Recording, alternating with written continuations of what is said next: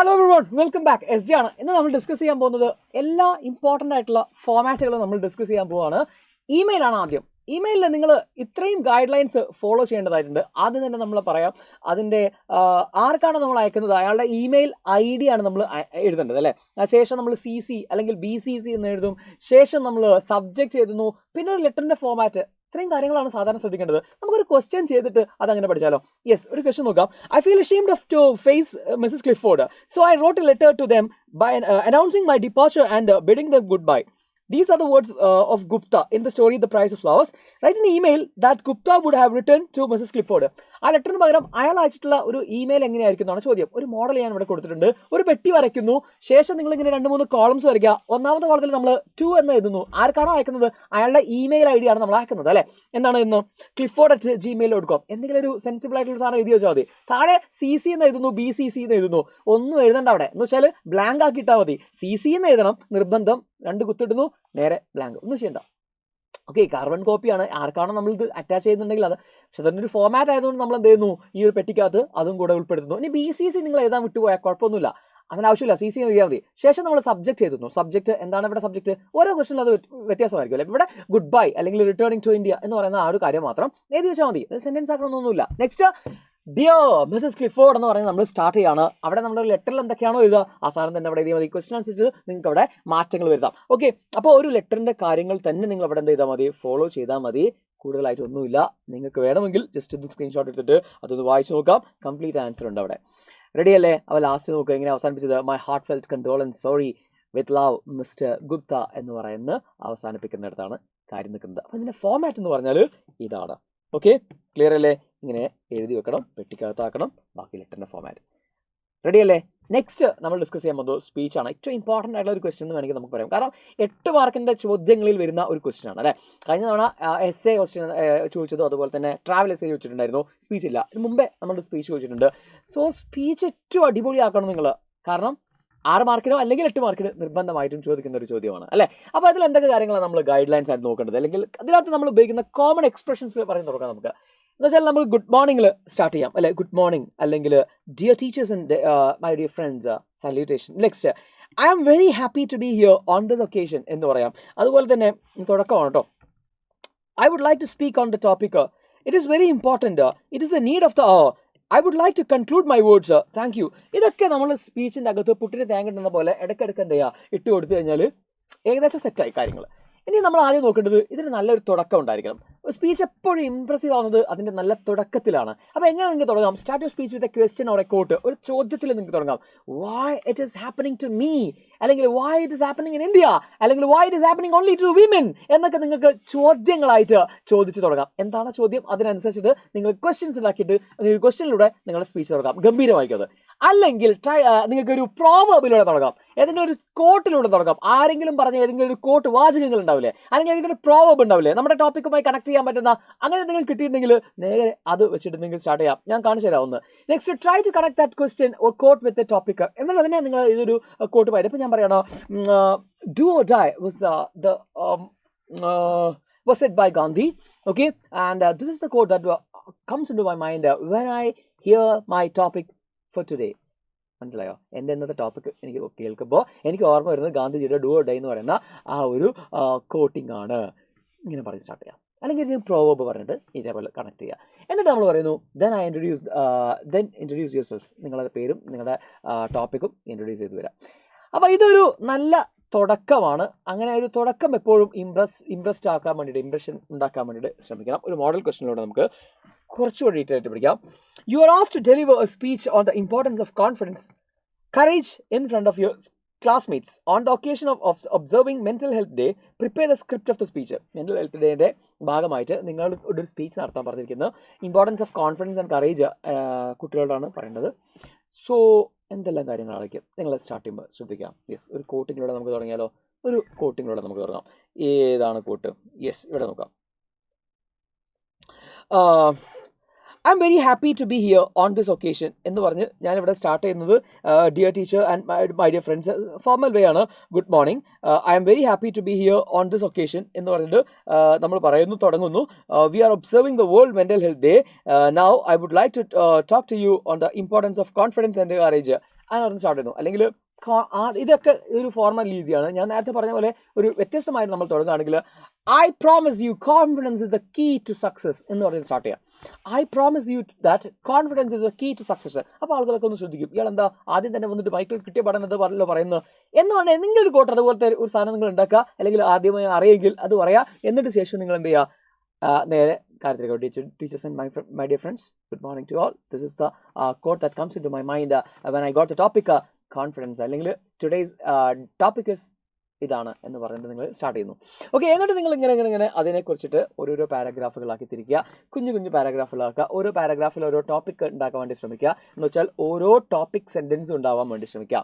Okay, അപ്പോൾ നമ്മളിപ്പോൾ എന്താ പറയുക, അപ്പോൾ ഓണത്തിനെ കുറിച്ചിട്ട് ഒരു എസ്സേ നമ്മൾ അല്ലെങ്കിൽ സ്പീച്ച് നമ്മൾ ചെയ്യുകയാണെങ്കിൽ ആ ഓണത്തിൻ്റെ ഐതിഹ്യത്തെക്കുറിച്ചിട്ട് ആദ്യം ഒരു പാരഗ്രാഫ്, ശേഷം അതിൻ്റെ ഓണക്കോടികളെക്കുറിച്ച്, ഓണസദ്യയെക്കുറിച്ച്, ഓണക്കളികളെക്കുറിച്ച്, ഇങ്ങനെ ഓരോന്നോരോന്നോ പാരഗ്രാഫിലാവില്ലേ. ഇതേപോലെ ഓരോ ടോപ്പിക്കും നമ്മൾ ഓരോരോ പാരഗ്രാഫിലാക്കാനാണ് ഞാൻ പറഞ്ഞത്. ശേഷം നമ്മൾ ഇതിനകത്ത് നമുക്ക് കുറേ, ഇപ്പോൾ 8 മാർക്കിൻ്റെയൊക്കെ ആണെങ്കിൽ കുറേ എഴുതണം. അപ്പോൾ അതിന് എന്തെല്ലാം കാര്യങ്ങൾ ശ്രദ്ധിക്കാം. നിങ്ങൾക്ക് അതിനകത്ത് സ്റ്റാറ്റിസ്റ്റിക്കൽ ആയിട്ടുള്ള ഡേറ്റാസ് കൊടുക്കാം, കണക്കും കാര്യങ്ങളൊക്കെ. കഴിഞ്ഞ വർഷം എത്ര സംഭവിച്ചിട്ടുണ്ട്, ആക്സിഡൻറ്റ്സ് ആണെങ്കിൽ, അല്ലെങ്കിൽ ഇത്രയും ഡ്രഗ് അബ്യൂസ് കേസുകൾ വന്നിട്ടുണ്ട്, ഇങ്ങനെയുള്ള സാധനങ്ങളൊക്കെ നിങ്ങൾക്ക് പറഞ്ഞു വെക്കാം. അതുപോലെ സ്റ്റോറീസ് കൊണ്ടുവരാം, അതുപോലെ ഇലിസ്ട്രേഷൻസ് കൊണ്ടുവരാം, അതുപോലെ തന്നെ നിങ്ങളുടെ പേഴ്സണൽ എക്സ്പീരിയൻസസ് ഒക്കെ ഇതിനകത്തേക്ക് എന്ത് ചെയ്യാൻ കൊണ്ടുവരാം. എപ്പോഴും ശ്രദ്ധിക്കേണ്ടത് ഒരു ഫസ്റ്റ് പേഴ്സ്പെക്റ്റീവിലാണ് ഇത് പറയുന്നത് എന്ന് ഓർത്ത് വെക്കണം. എന്ന് വെച്ചാൽ ഞാൻ പറയല്ലേ, ഇവിടെ സ്പീച്ച് എന്ന് പറയുമ്പോൾ ഞാൻ പറയല്ലേ, അപ്പോൾ അത് ആ ഒരു രീതിയിലാണ് പറയുന്നത് എന്ന് നിങ്ങൾ ഓർത്ത് വെക്കണം. അതിന് നിങ്ങളെ സഹായിക്കാനാണ് ഈ കുറച്ച് എക്സ്പ്രഷൻസ് നമ്മൾ നേരത്തെ പഠിച്ചു വെച്ചത്.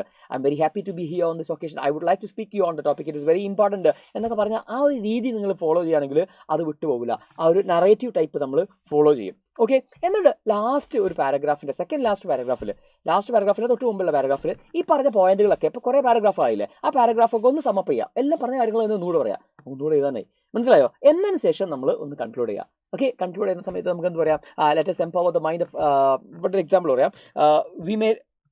We may make this world a beautiful rendering or unique self to be the best. Let us empower our mind to bring miracles around us. I would like to conclude my words. Thank you. ഒരു simple വേയിൽ അവസാനിപ്പിച്ചാണ്. അപ്പോൾ ഇത്രയൊന്നും പോരാട്ടോ നമ്മുടെ answer. ഇത് പെട്ടെന്ന് പറഞ്ഞു തീർക്കാൻ വേണ്ടിയിട്ട് അതിൻ്റെ ഒരു സ്ട്രക്ചർ ഞാൻ കാണിച്ചെന്നുള്ളൂ. അതിൻ്റെ ഇടയ്ക്ക് കുറേ പാരഗ്രാഫുകൾ നിങ്ങൾ വേണം കേട്ടണം. അവസാനം വേണമെങ്കിൽ ഇങ്ങനെയും കൺക്ലൂഡ് ചെയ്യാം.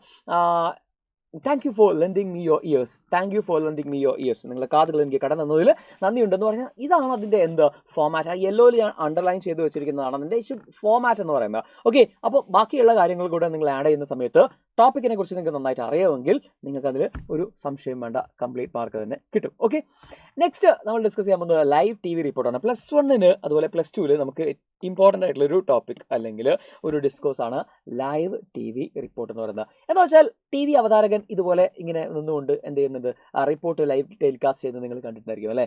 ഇത് നമ്മളോട് എഴുതാൻ പറയുന്നതാണ്. എന്തെല്ലാം കാര്യങ്ങൾ നമ്മൾ ശ്രദ്ധിക്കണം? യെസ്, അത് ബ്രീഫ് ആയിരിക്കണം. ഒന്നാമത് വളരെ ചുരുക്കി പറയണം. Put the important information first. ആദ്യം നമ്മൾ ന്യൂസ് പേപ്പർ റിപ്പോർട്ടൊക്കെ എത്തുന്ന പോലെ തന്നെ ഏറ്റവും ആദ്യം പറയുന്നത് ഏറ്റവും പ്രധാനപ്പെട്ട കാര്യങ്ങളായിരിക്കണം. Next, write good leads. നല്ല ലീഡുകൾ ഉണ്ടാക്കണം. അതുപോലെ stick to the short sentences. കുഞ്ഞു സെൻറ്റൻസുകളിലേക്ക് ആക്കുക. Write the way people talk. ആളുകൾ സംസാരിക്കുന്ന പോലെ പറയുക. Use simple subject verb object ആ ഒരു രീതിയിൽ എന്ന് വെച്ചാൽ പാസീവ് വോയിസിലേക്ക് കൊണ്ടുപോകാതെ ഒരു നമ്മൾ ഞാൻ പറയാണ്, ഞാൻ അമ്മയെ സ്നേഹിക്കുന്നു എന്ന് പറഞ്ഞ് അമ്മ എന്നാൽ സ്നേഹിക്കപ്പെടുന്നു എന്ന് പറയുന്ന ഇങ്ങനെ മൂക്ക് പിടിക്കുന്ന പോലെ അല്ലെ, അങ്ങനെ പറയാതെ ഡയറക്റ്റ് ആയിട്ട് പറയാം. Okay, next keep simple. വീണ്ടും പറയുന്നു, stick to facts. Use present tense, കാരണം ഇപ്പം നടക്കുന്ന കാര്യമാണ്. അപ്പോൾ പ്രസന്റ് ടെൻസിൽ തന്നെ പറയാൻ വേണ്ടിയിട്ട് ശ്രമിക്കുക. ഇനി അതിനൊരു മോഡൽ ഇവിടെ കൊടുത്തിട്ടുണ്ട്, സ്ക്രീൻഷോട്ട് എടുക്കുക, വായിച്ചു നോക്കുക. Draft live TV report of Lee Horlas take off. Ladies and gentleman, ഇങ്ങനെ തുടങ്ങിയാൽ മതി. ഫോർമാറ്റായി, ഹെഡിങ് കൊടുക്കുന്നു, എന്നിട്ട് നേരെ ലേഡീസ് ആൻഡ് ജെന്റിൽമാൻ എന്ന് പറഞ്ഞു കഴിഞ്ഞാൽ തന്നെ അതിൻ്റെ ഫോർമാറ്റ് തുടങ്ങി. Okay, welcome to the gas work of Lavlet. Here, there are some 500 people gathered here to watch the takeoff of Lee Horla. The hot air balloon has been filled. The hot air balloon has been filled up and it is swelling and wriggling like a huge worm. Now the passengers are getting in and Captain Jovius, Lieutenant Mara, അവരുടെ ആളുടെ പേരുകളൊക്കെ നമ്മൾ എന്ത് ചെയ്യുന്നു, ഇങ്ങനെ പറയുന്നു. ഇതിങ്ങനെ അവസാനം നമ്മളിങ്ങനെ പറയുന്നു, together with photographer Ajit, I am Asha Prabhagar, Asianet News എന്ന് പറഞ്ഞിട്ടോ എന്തെങ്കിലും ന്യൂസിൻ്റെ പേര് പറഞ്ഞിട്ട് എന്ത് ചെയ്യുക, അവസാനിപ്പിക്കുക. ഇത്രയുള്ള പരിപാടി. അപ്പോൾ അത് പ്രസൻറ്റൻസ് തന്നെ ഫോളോ ചെയ്യണം. ഇപ്പം കാണുന്ന കാര്യങ്ങൾ നമ്മളവിടെ എന്ത് ചെയ്യണം, നറേറ്റ് ചെയ്യാണ് ചെയ്യുന്നത്. ഇത്രയേ ഉള്ളൂ. ഓക്കെ, നെക്സ്റ്റ് ന്യൂസ് പേപ്പർ റിപ്പോർട്ടിൽ എന്തെല്ലാമാണ് കുറേ കാലങ്ങളായി നമ്മൾ ന്യൂസ് പേപ്പർ റിപ്പോർട്ടിൽ എഴുതിക്കൊണ്ടിരിക്കുന്നു അല്ലേ. ഹെഡിങ് വേണം. പിന്നെന്താ, ആ ഹെഡിങ് എങ്ങനെയുള്ളതായിരിക്കണം? ആ ഡിസ്ക്രിപ്റ്റീവ് ടൈറ്റിലായിരിക്കണം, ദാറ്റ് എക്സ്പ്രസീവ് ആയിരിക്കണം, കണ്ടന്റ് എന്താണോ പറയാവുന്നത് അത് ഇങ്ങനെ കറക്റ്റ് ഇങ്ങനെ തുളുമ്പി നിൽക്കുന്നതായിരിക്കണം. ഓക്കെ, ആളുകൾക്ക് വായിക്കാൻ അങ്ങനെ തോന്നണം. പെർസ്വേസിങ് ആയിരിക്കണം, അല്ലെങ്കിൽ ക്യാച്ചി ആയിരിക്കണം. ഹെഡിങ് ഇമ്പോർട്ടൻ്റ് ആണ്.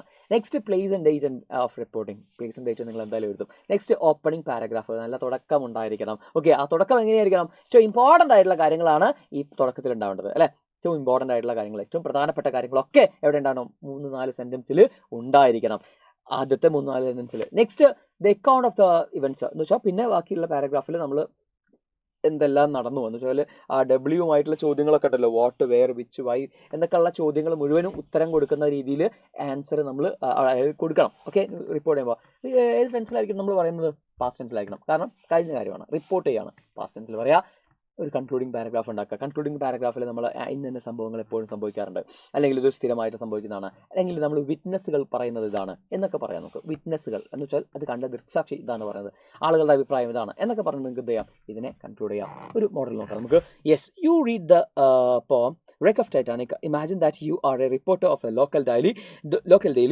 Prepare a news report to be published on the wreck of Titanic. പണ്ടുള്ള ആളാണ് നിങ്ങൾ കേട്ടോ. അപ്പോൾ അതിൻ്റെ മോഡൽ ഞാൻ ഇവിടെ കൊടുത്തിട്ടുണ്ട്. The Titanic sinks, more than 1,500 dead. Southampton, place പറഞ്ഞു, ഡേറ്റ് പറഞ്ഞു, വർഷം പറഞ്ഞു, കുത്ത്. ഓക്കെ, കോൾ എന്ന് പറയാം. എന്നിട്ട് നമ്മൾ നേരെ എന്ത് പറയുന്നു? The Titanic, which began its maiden voyage from Southampton to New York, collided with a huge iceberg and sank in the icy water. It was the biggest passenger ship ever made, and it was supposed to be unsinkable. There were 2,220 passengers and nearly 60 crew members. The captain was Mr. Smith. Since the ship was thought to be safe, it carried only a few lifeboats. അപ്പോൾ ഇതിനകത്ത് ഇപ്പോൾ പറഞ്ഞ ഈ ഞാൻ വായിച്ച first പാരഗ്രാഫിനകത്ത് complete important കാര്യങ്ങളുണ്ട് അല്ലേ. ഏത് ഷിപ്പ്, എവിടെ നിന്ന്, എത്ര ആൾക്കാരെ പോയി, എത്ര ആൾക്കാർക്ക് പരിക്ക് പറ്റി, ഈ സാധനങ്ങൾ മുഴുവനും അവിടെ എന്തുണ്ട് മെൻഷൻ ചെയ്തിട്ടുണ്ട്. ഇനി അതിൻ്റെ കുറച്ചും കൂടി ഡീറ്റെയിൽസ് ആണ് എന്ത് ചെയ്യുന്നത്, അത്ര ഇമ്പോർട്ടൻ്റ് അല്ലാത്ത കുറച്ച് ഡീറ്റെയിൽസ് പറയുന്നു. അവസാനം നമ്മൾ പറഞ്ഞു പാരഗ്രാഫ് കൊടുത്തത്, government has announced some financial relief to the relatives of the victims.